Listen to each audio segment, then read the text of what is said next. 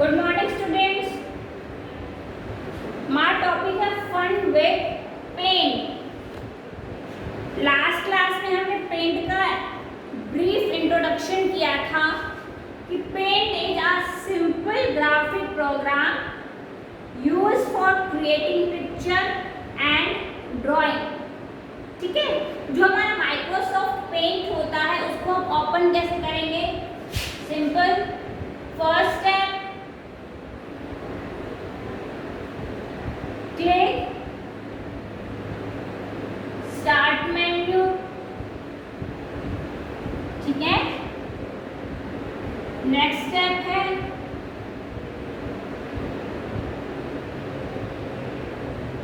Go to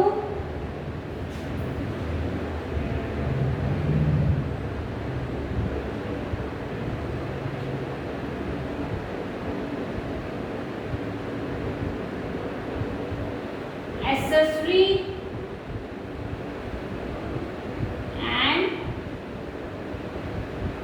इसके अंदर होता है paint, MS paint. MS paint की फुल फॉर्म माइक्रोसॉफ्ट।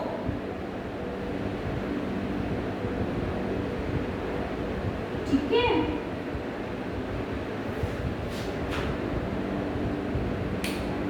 तो ऐसे हम क्या करेंगे? पेंट को ओपन करेंगे।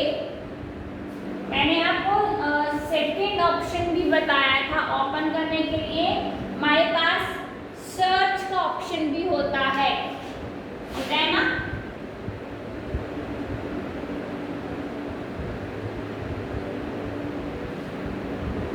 सर्च का भी होता है ना, तो हम क्या करेंगे? सिंपल सी बात है, क्लिक स्टार्ट बटन,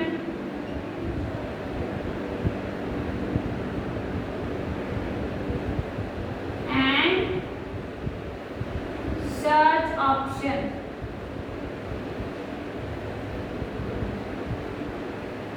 हम सर्च ऑप्शन में MS पेंट जो है वो नाम लिखो और सिंपली क्या है आपका पेंट ओपन हो जाएगा।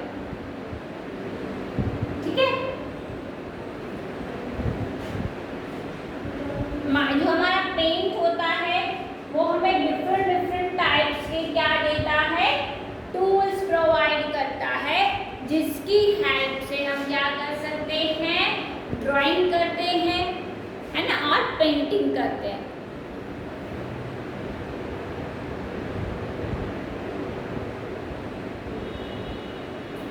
ठीक है,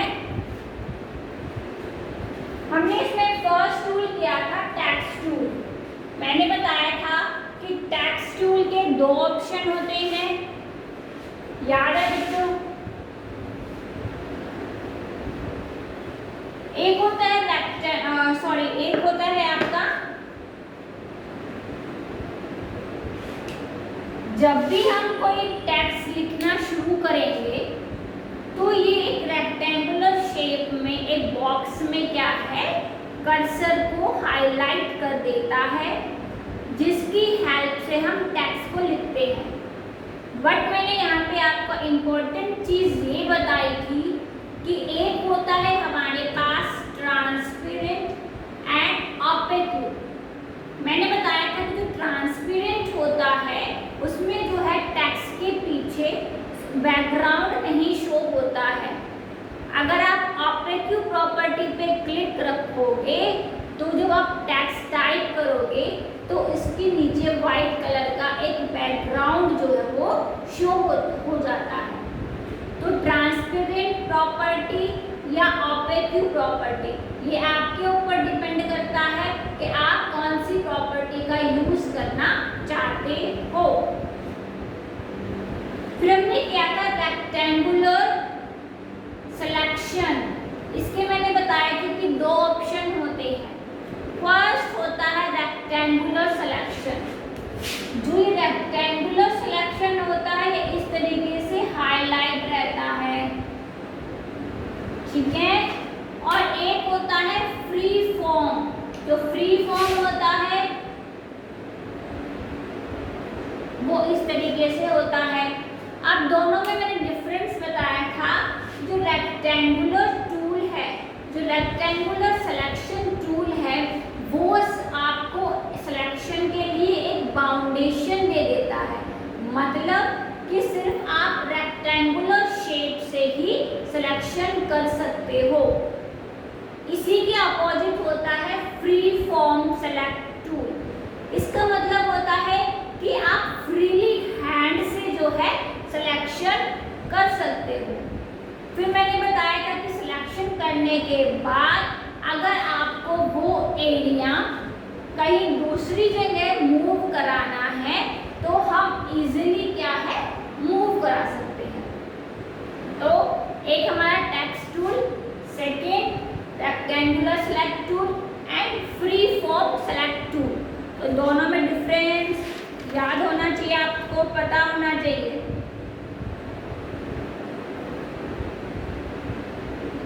ठीक है, नेक्स्ट है हमारा कॉपीइंग और selection.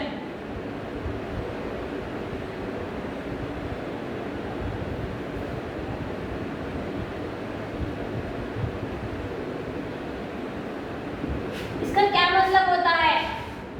Draw a selection around a part you want to copy using the rectangular और the free form selection tool. ये यहाँ पे बता रहे हैं, कहा जा रहा है कि आप सिलेक्शन को ड्रॉ करो। मान लो आपके पास कोई भी शेप है, अब आप शेप के अंदर से जो भी एरिया चाहते हो सेलेक्ट करो, या तो सिलेक्शन टूल की हेल्प से या फ्री फॉर्म टूल की हेल्प से, वो आपकी इच्छा है। ठीक है, करो।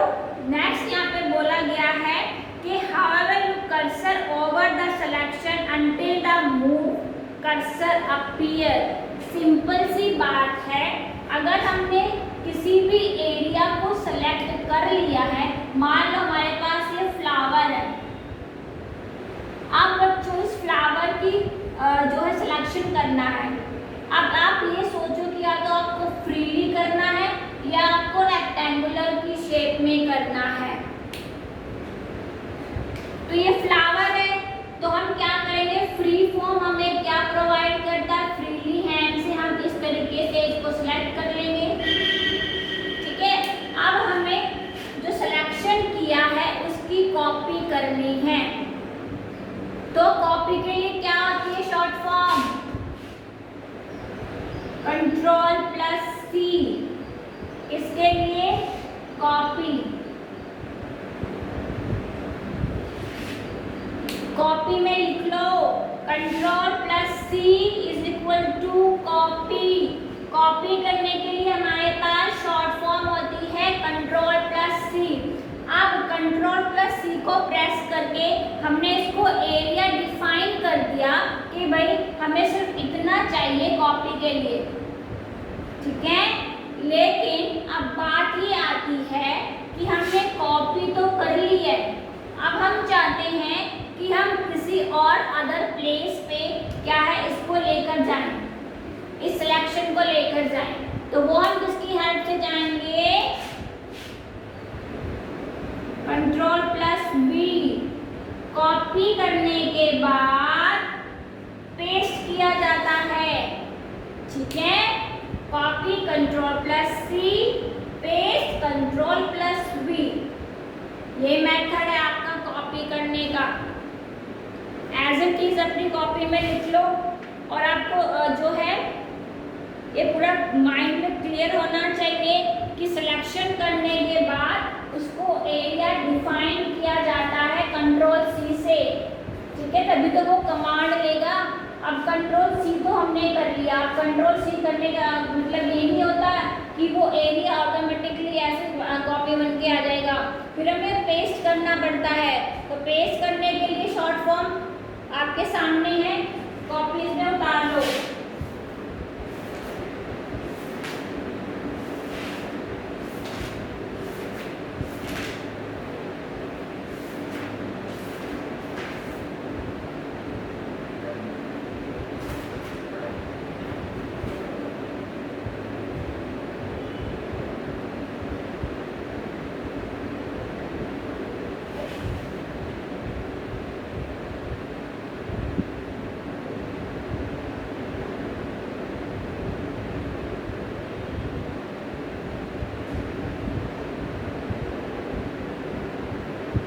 है समझ में?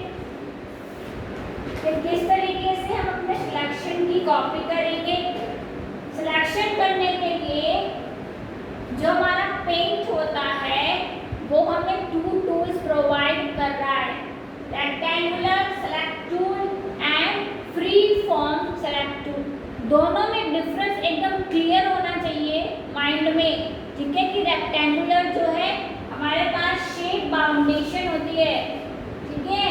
और फ्री फॉर्म में क्या है, हाँ हमारे पास बाउंडेशन नहीं होती शेप की, हम जो चाहे वो शेप से क्या है सिलेक्शन कर सकते हैं अपने एरिया को।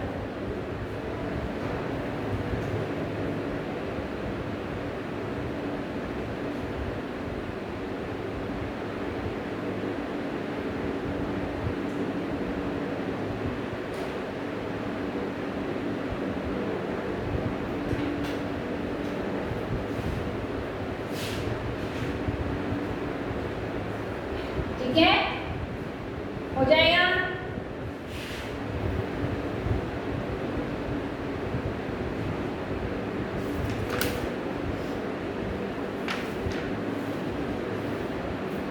अब जो नेक्स्ट पॉइंट है हमारा वो है सिलेक्शन ऑप्शन।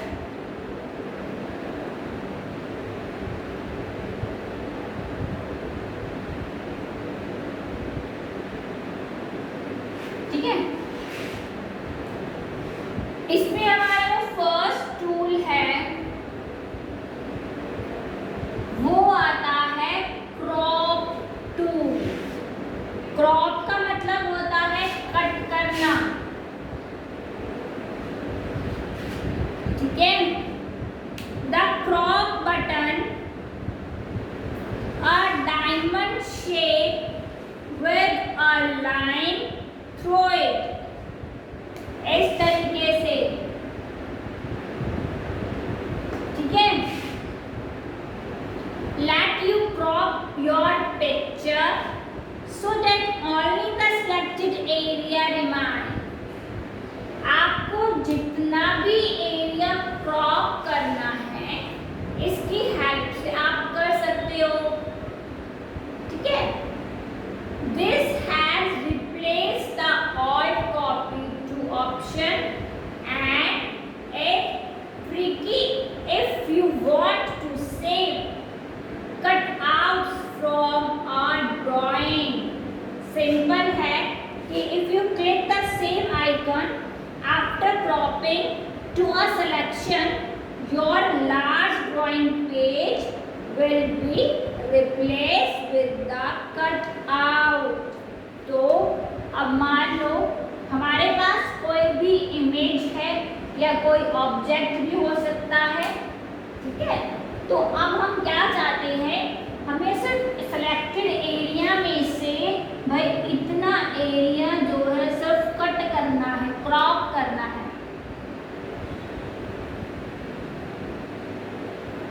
ठीक है? तो हम इसकी हेल्प से इजीली कर सकते हैं, ठीक है ना? ये हमें ऑप्शन भी देगा कि आपको रिसाइज करना है कि नहीं करना, कितना करना है वो भी देगा। तो ये खुद आपको जो है दिमाग लगा के जो है ये टूल्स यूज करने हैं, ठीक है? आपके काम के अकॉर्डिंग, ठीक है? नेक्स्ट है रिसाइज एंड स्क्यू, इसी के अंदर आ जाएगा।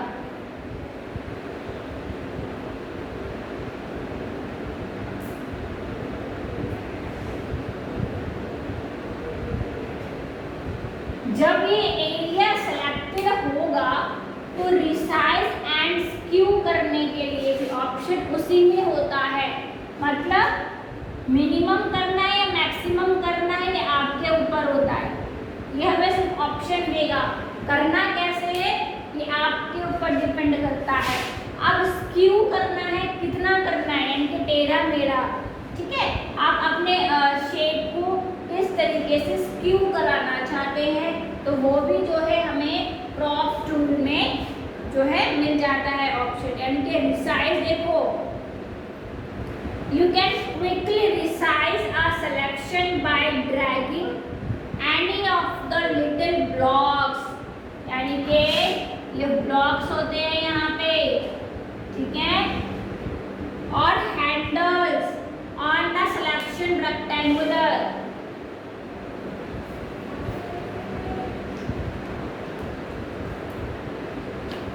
ठीक है। Just however your cursor over the handle you want to pull or push until a double-ended arrow appear.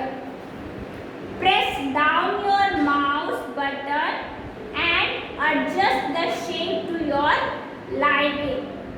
If you want the size adjustment to be accurate, use the resize dialog which will appear when you click the resize icon.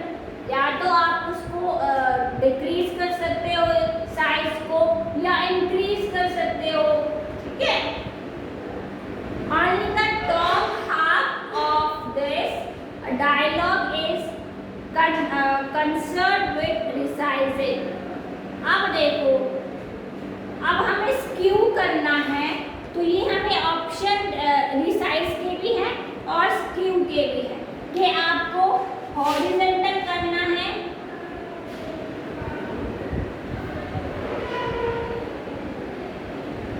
या vertical करना है।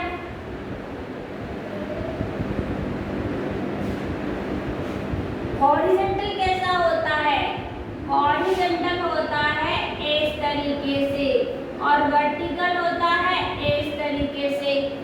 तो वो आपको percentage भी define करेगा कि इतने से इतना आपको करना है, तो आप उसको हॉरिजॉन्टल और वर्टिकल रिसाइज भी कर सकते हो एंड स्क्यू भी कर सकते हो, यानी कि the small skew mark maintain aspect ratio में होता है। While this is tick whatever you type into the horizontal slot will be repeated beside vertical and your selection will stay exactly in proportion. Only remove the tick if you want the selection to be resized and skew horizontal or vertical, then it is simple है, resize कर सकते हो and skew कर सकते हो, इस टेढ़ा इस तरीके से या इस तरीके से। तो आप अपनी जो है the bottom part of the same dialog box invite you to skew your selection. When using this option make your selection include a lot of border area to avoid having part of the picture chopped. As has happened here. If this does happen, click undo and make a wide selection before trying again. अब यहाँ पे undo बोला है, undo होता है जो हमसे गलत हो जाता है उसको सही करना। शॉर्ट फॉर्म अनडू लिख लेना कॉपी में, control plus Z, control plus Z होता है अनडू।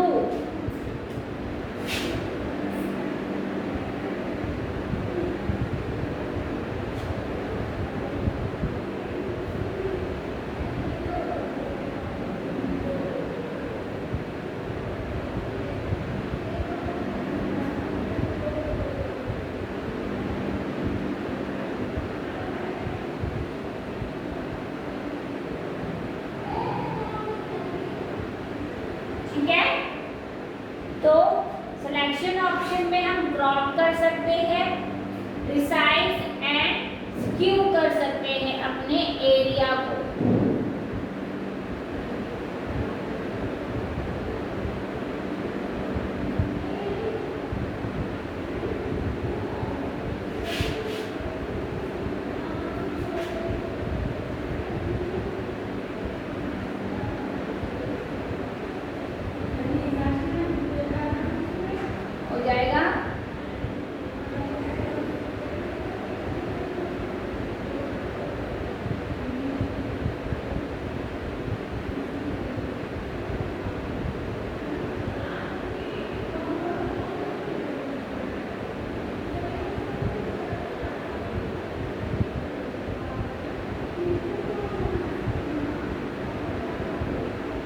ठीक है। अब बात आती है रोटेट और फ्लिप।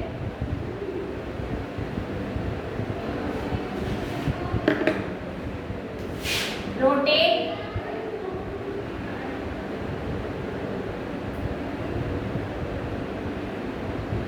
और फ्लिप करना, मूव घुमाना, ठीक है, और फ्लिप करना। This menu let you make mirror image of selection either vertical or horizontal, and it also let you rotate an item 90 degree। अब इसके कुछ ऑप्शंस हैं, कैसे making a mirror image in handy if you are typing to draw something that, देखो rotate right,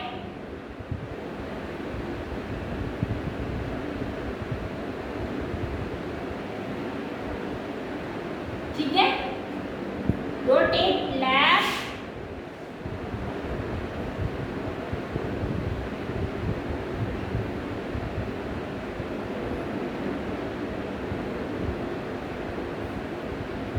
rotate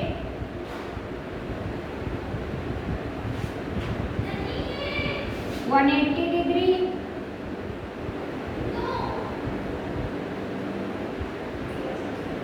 and rotate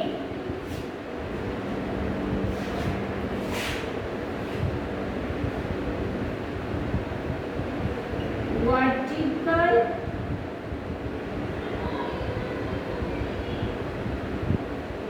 horizontal।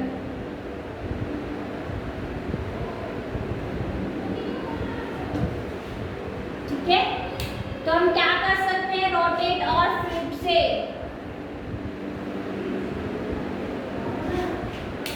Rotate right 90 degree कर सकते हैं, rotate left कर सकते हैं 90 डिग्री, रोटेट 180 डिग्री कर सकते हैं।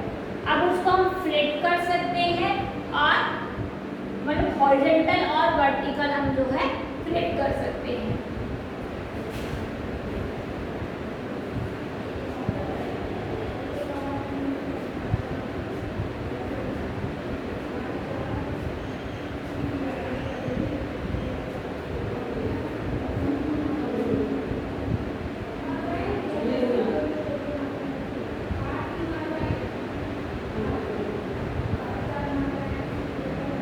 ठीक है, रोटेट और फ्लिप। रोटेट राइट हम 90 डिग्री कर सकते हैं, रोटेट 90 डिग्री, लेफ्ट साइड से भी रोटेट कर सकते हैं 90 degree, rotate 180 degree, flip vertical कर सकते हैं एंड फ्लिप हॉरिजॉन्टल कर सकते हैं।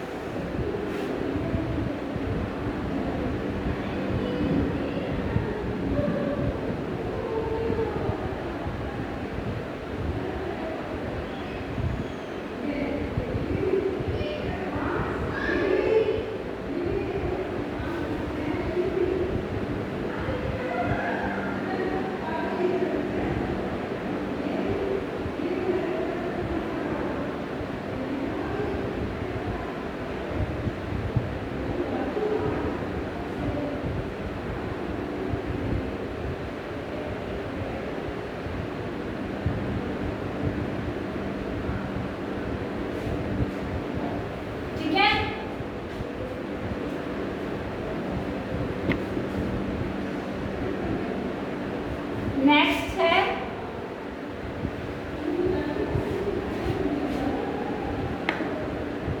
कलर्स करना।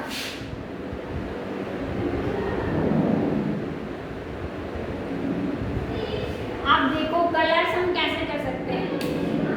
The colour section of the ribbon has 3 parts boxes showing the active color 1, color 2, the color pattern and the edit button।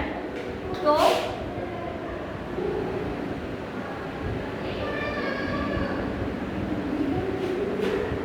Colour box, ठीक है। Colour 1 foreground colour, यानी लिखा होता है कलर 1 द फोरग्राउंड, जो हमारा 1 रहेगा वो फोरग्राउंड कलर रहेगा, and is always black when you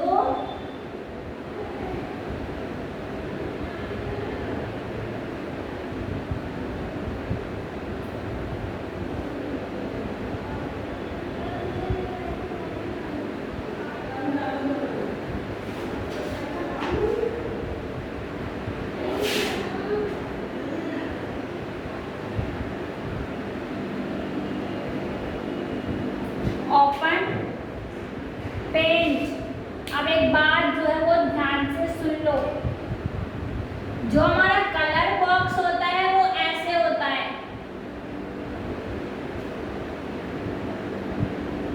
ठीक है। एक होता है फोरग्राउंड और एक होता है बैकग्राउंड। ये होता है बैकग्राउंड कलर, इंपॉर्टेंट है ये, और ये होता है फोरग्राउंड। और ये डिफॉल्ट में 2 ही कलर होते हैं, ब्लैक एंड व्हाइट। नोट बना लो यहाँ पे और वो लिखो कॉपी में, the default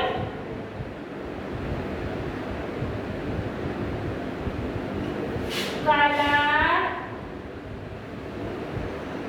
is black and white।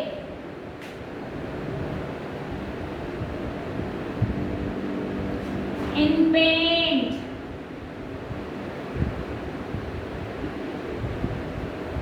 ठीक है। तो ये है कलर 1, ये है कलर 2।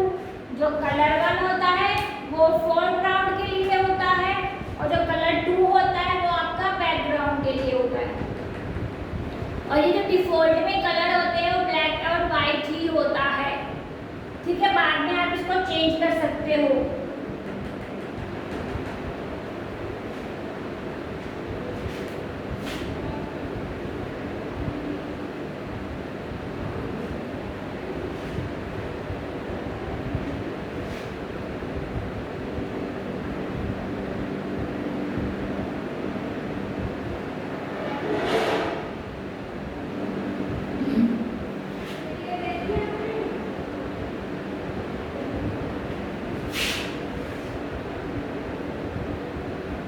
ठीक है।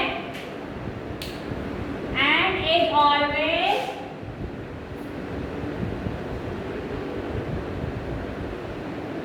कौन सा रहेगा, वाइट रहता है।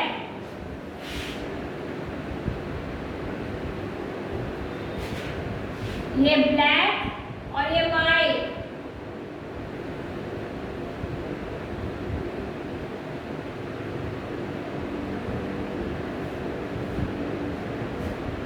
ठीक है।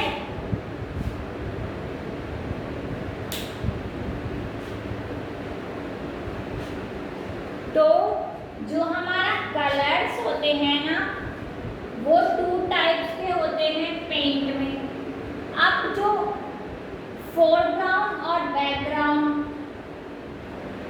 फर्स्ट कलर जो बॉक्स है वो फोरग्राउंड होता है, यानी कि ब्लैक रहेगा हमेशा। पेंट में जो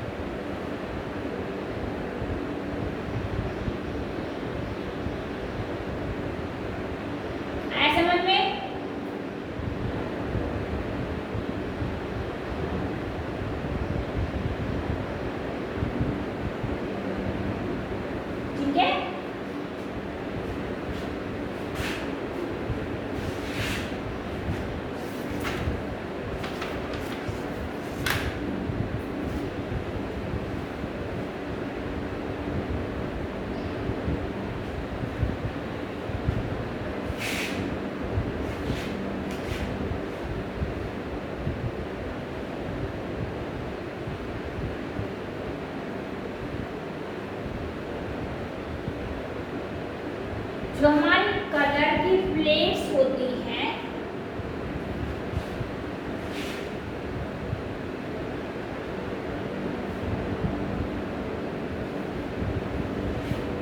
ठीक है,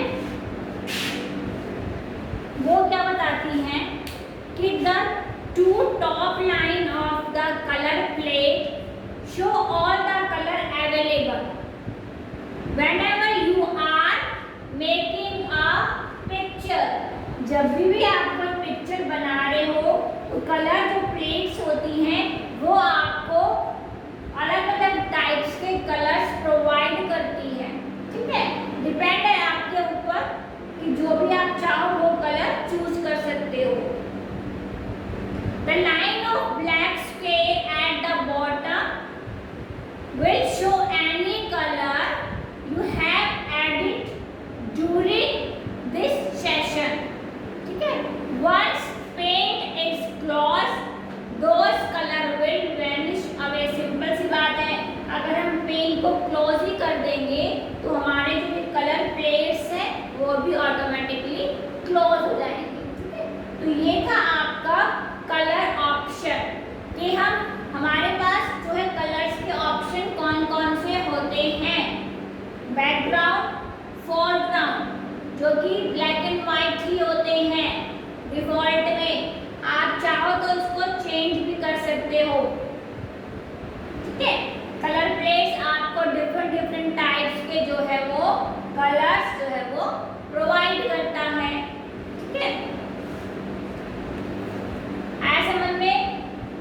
सिलेक्शन टूल्स हमने किए कि हम सिलेक्शन टूल्स की हेल्प से क्या क्या सिलेक्ट कर सकते हैं और कैसे कर सकते हैं। रोटेट कैसे कर सकते हैं अपने इमेज को, या हमें स्क्यू करना है तो हम वो कैसे कर सकते हैं, ठीक है। नेक्स्ट क्लास में इसी चैप्टर को जो है आगे कंटिन्यू करेंगे।